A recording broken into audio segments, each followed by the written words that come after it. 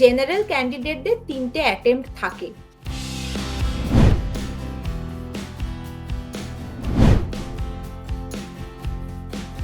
Honourable supreme কোর্টের একটা judgement এসছে যেখানে একটা মিনিমাম এক্সপেরিয়েন্স ক্রাইটেরিয়া ধরা হয়েছে।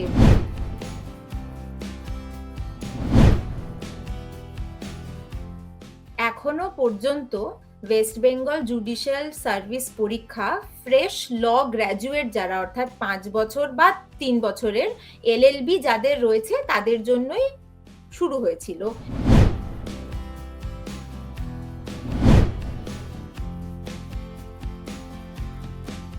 একজন লয়ের ছাত্র বা ছাত্রী যার প্রথম আগ্রহ আসলো এই পরীক্ষায় সে বসবেন এবং আগামী দিনে একজন বিচারক হবেন, তার ক্ষেত্রে প্রথম স্টেপ কি হবে?